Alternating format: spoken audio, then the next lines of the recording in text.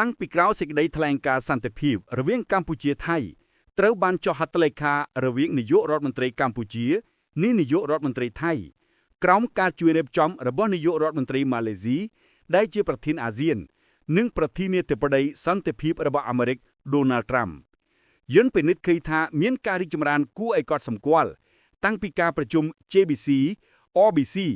រហូតដល់ការដកអាវុធធុនធ្ងន់ជំហានដំបូងចេញពីតំបន់ជម្លោះដោយមានការត្រួតពិនិត្យផ្ទៀងផ្ទាត់របស់ក្រុមសង្កេតការណ៍អាស៊ាន AOT នេះជាដំណើរឆ្ពោះទៅរកការបញ្ចប់ឬបន្ថយអរិយភាពរវាងប្រទេសទាំងពីរដែលយើងត្រូវចូលរួមអបអរសាទរជាមួយនឹងការសម្ដែងការរីករាយខ្ញុំមានការចាំបាច់ជម្រាបជូនប្រជាជនកម្ពុជាកុំយល់ច្រឡំរឿងបើកច្រកព្រំដែនកម្ពុជាថៃឡើងវិញព្រោះមួយរយៈចុងក្រោយនេះថ្នាក់ដឹកនាំថៃមួយចំនួនបានយករឿងបើកច្រកព្រំដែនឡើងវិញនេះមកនិយាយយ៉ាងច្រើនដែលប្រហែលคล้ายជាប្រធានបទសម្រាប់ឃោសនាបោះឆ្នោតនាពេលខាងមុខនៅថៃទៀតផងការដែលថ្នាក់ដឹកនាំថៃរាប់ទាំងនាយករដ្ឋមន្ត្រីថៃផង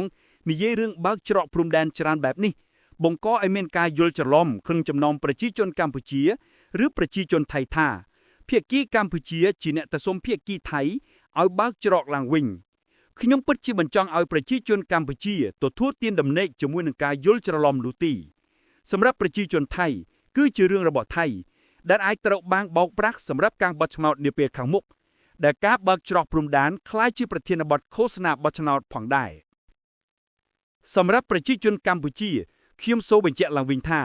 តាំងពីថៃបិទច្រកទ្វារព្រំដែនជាឯកតោភាគីមកកម្ពុជាមិនដែលបានទៅសុំថៃឲ្យបើកច្រកឡើងវិញនោះទេថៃអាចបន្តបិទ100ឆ្នាំឬ500ឆ្នាំទៀត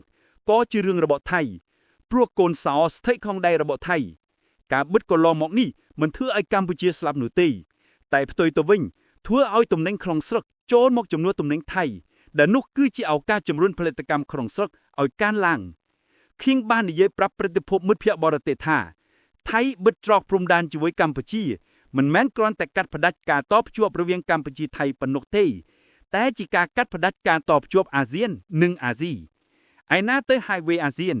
ផ្លូវដែកអាស៊ាននិង Highway អាស៊ីសង្ឃឹមថាសារនេះនឹងបានទៅដល់ថ្នាក់ដឹកនាំថៃនិងប្រជាជនថៃថាកម្ពុជាមិនទៅសុំថៃឲ្យបើកច្រកព្រំដែនវិញនោះទេនិងសង្ឃឹមថាប្រជាជនកម្ពុជាមិនយល់ច្រឡំថាថ្នាក់ដឹកនាំកម្ពុជាធ្វើថោកទៅសុំថៃឲ្យបើកច្រកព្រំដែនវិញនោះដែរ